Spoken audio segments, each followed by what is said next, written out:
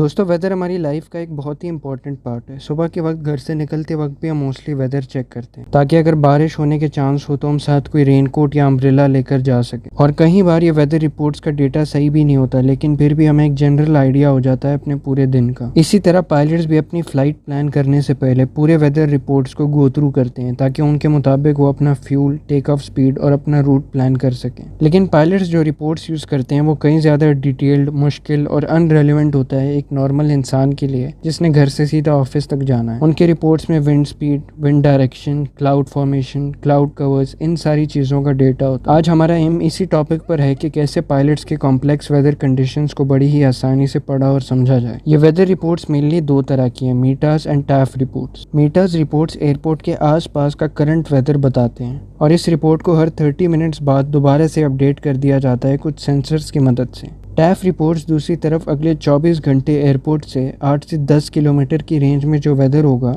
उसकी प्रेडिक्शन देता है और आज हम डिस्कस भी इसी रिपोर्ट को करेंगे। दोनों रिपोर्ट्स में फ़र्क सिर्फ इतना है कि मीटर रिपोर्ट अभी का जो वेदर है और टैफ रिपोर्ट फोरकास्टेड वेदर यानी कि फ्यूचर में जो वेदर होगा उसकी प्रेडिक्शंस देता है। मीटर्स रिपोर्ट को हर आधे घंटे बाद अपडेट किया जाता है और टैफ रिपोर्ट को दिन में 4 बार 6 आवर्स की डिफरेंस है। ये टैफ रिपोर्ट्स मोस्टली पायलट्स के लिए टेक ऑफ, अप्रोच और लैंडिंग फेज में ज़्यादा काम आते हैं। ये रहा आपके सामने एक टैफ रिपोर्ट। देखने में मुश्किल और कंफ्यूजिंग लगता है लेकिन बहुत ही सिंपल है। अब वेदर के बारे में जानने से पहले हमें रिपोर्ट के बारे में कुछ पता होना चाहिए कि रिपोर्ट किस टाइप की है, किस एयरपोर्ट की वो रिपोर्ट है, किस डेट की वो पब्लिश हुई थी और कब तक उसकी वैलिडिटी है। जो सबसे पहला वर्ड है ये रिपोर्ट टाइप को रिप्रेजेंट करता है। अगर टैफ रिपोर्ट है तो ये लिखा होगा और अगर मीटर रिपोर्ट है तो यहाँ पर आपको मीटर लिखा दिखाई देगा। ये दूसरा वर्ड स्टेशन को डिफाइन करता है जहाँ से रिपोर्ट का डेटा आया है। जैसे कि यहाँ पे ये रिपोर्ट न्यूजीलैंड ऑकलैंड एयरपोर्ट की है और ये वाली report Los Angeles international airport की। इस तरह वेरियस एयरपोर्ट्स के नाम इन 4 कोड्स में लिखे होते हैं जो आप गूगल पर भी सर्च कर सकते हो। अब रिपोर्ट टाइप और स्टेशन के बाद हम इस नंबर से रिपोर्ट की डेट पता करेंगे। ये नंबर डेट और टाइम बताता है रिपोर्ट। एक रैंडम मंथ जैसे कि मार्च पिक कर लेते हैं जो कि हम थ्रू आउट द वीडियो इस रिपोर्ट में यूज करेंगे। यहाँ पर 29 को हम रीड करेंगे 29th ऑफ द मंथ करके,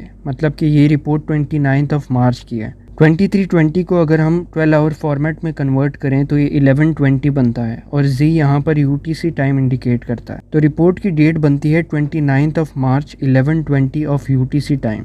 रिपोर्ट टाइप, स्टेशन, डेट के बाद हमें इसकी वैलिडिटी जाननी है कि किस डेट के बाद हमें एक नई रिपोर्ट की ज़रूरत होगी। 3000/3100 इस रिपोर्ट की वैलिडिटी की डेट और टाइम बताता है और ऐसे ही कुछ आपने बहुत सारे प्रोडक्ट्स पर भी देखा होगा, उनके इशूड और एक्सपायरी डेट।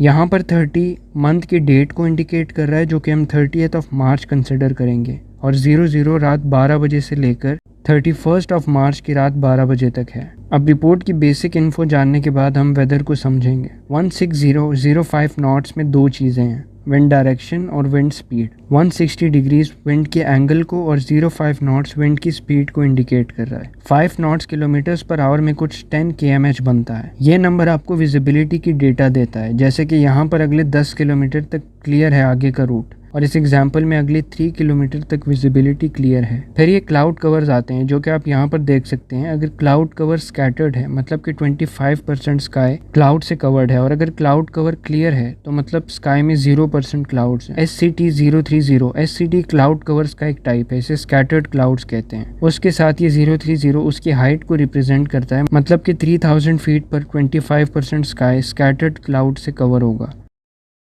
नेक्स्ट पर हम इसे डिकोड करेंगे। इसमें FM फ्रॉम और 300200 टाइम बता रहा है। इसमें 30 मंथ की डेट को और 0200 टाइम को इंडिकेट कर रहा है। एक साथ इसको पढ़ें तो from 30th of March 2 o'clock बनता है ये। फिर 24010 नॉट हमने पिछले कोड में भी देखा था, यहाँ भी ये विंड डायरेक्शन और विंड स्पीड को इंडिकेट कर रहा है और ये नंबर दोबारा से विजिबिलिटी की इंडिकेशन दे रहा है। एक नई चीज इसमें SHRA है। SCT का तो आपको पता ही होगा, स्कैटर्ड क्लाउड, और 0 to 5 उन क्लाउड्स के हाइट को इंडिकेट कर रहा है। ये SHRA का full form showers of rain है, मतलब कि 0 to 5 पर शावर्स ऑफ रेन देखने को मिलेंगे। इस पूरे लाइन को एक साथ करके पढ़ें तो from 30th of March 2 o'clock wind direction will be 240 degrees with a wind speed of 10 knots and the visibility will be 10 kilometers with some scattered clouds and showers of rain to be expected at 2500 feet. इस next line पे थोड़ा ध्यान देना, पहले हम इस code को पढ़ लेते हैं। Temporary change from 30th of March 2 o'clock to 30th of March 7 o'clock. The visibility will be 6,000 meters with showers of rain and few clouds at 0 to 0 and also some tower cumulus clouds to be expected as well. अब इसमें mostly आपको सारी चीज़ों का पता ही होगा, सिर्फ tempo जो कि टेम्परेरी का शॉर्ट फॉर्म है और कुछ क्लाउड्स के फॉर्म्स इसमें नए हैं। यहाँ पर टेम्परेरी इंडिकेट कर रहा है कि हमें 2 बजे से लेकर 7 बजे के बीच, जो कि 4 घंटे का डिफरेंस बनता है, ये वेदर कंडीशन देखने को मिल सकता है। लेकिन यहाँ पर टेम्परेरी अगर लिखा हो तो मतलब कि ये वेदर हमें पूरे 4 घंटे के लिए देखने को नहीं मिलेगा, बल्कि जो भी डिफरेंस है टाइम का उसके हाफ में, जो कि 2 घंटे बनता है, हमें वो वेदर देखने को मिल सकता है। या तो वो वेदर 2 से 4 बजे तक देखने को मिल सकता है या 4 से 7 बजे तक। और ये 2 घंटे भी एक साथ लगातार नहीं, उसमें भी हमें 1 आवर के डिफरेंस के साथ हमें कहीं ये वेदर देखने को मिल सकता है। फॉर एग्जाम्पल के पहले 2 से 3 हमें वेदर कंडीशन मिली जो कि इस कोड में लिखी थी और फिर वेदर नॉर्मल हो गया। दोबारा फिर 5 से 6 हमें वेदर कंडीशन देखने को मिली। TCU मतलब टावर क्यूमुलस क्लाउड्स का एक टाइप है जिसमें मोस्टली शावर्स ऑफ रेन और स्नो देखने को मिल सकती है। अब इस सेक्शन में प्रॉब 40 का मतलब है कि इस वेदर के होने का प्रॉबेबली 40% चांस है। टेम्परेरी वेदर प्रेडिक्शन है 3 किलोमीटर्स की विजिबिलिटी के साथ from 30th of July 3 UTC to 30th of July 8 UTC। इधर 2000 फीट पर T thunderstorm, SRA showers of rain, GS hello, कुछ फ्यू और क्यूमुलोनिम्बस क्लाउड्स भी देखने को मिल सकते हैं। क्यूमुलोनिम्बस क्लाउड्स को हमेशा पायलट्स अवॉइड करते हैं क्योंकि थंडरस्टॉर्म्स और एक्सट्रीम वेदर कंडीशंस को कैरी करते हैं। इन रीडिंग्स में वेरियस एल्टीट्यूड्स पर विंड्स का इन्फो दिया जाता है ताकि पायलट्स को विंड शेयर जैसी चीज़ों का पहले से आइडिया हो। विंड शेयर भी एक इंटरेस्टिंग टॉपिक है जो कि हम किसी दूसरी वीडियो में डिस्कस करेंगे। यहाँ पर at 2000 feet the wind direction is 120 degrees with a speed of 10 knots, which will become 180 degrees and 8 knots between 30th of March 5 o'clock and 30th of March 7 o'clock। तो दोस्तों यहाँ पर हमारी वीडियो ख़त्म होती है। इन रिपोर्ट्स को और अच्छे से समझने के लिए मैंने कुछ क्वेश्चंस भी इंक्लूड किए हैं, इन्हें भी आप सॉल्व कर लेना जाने से पहले।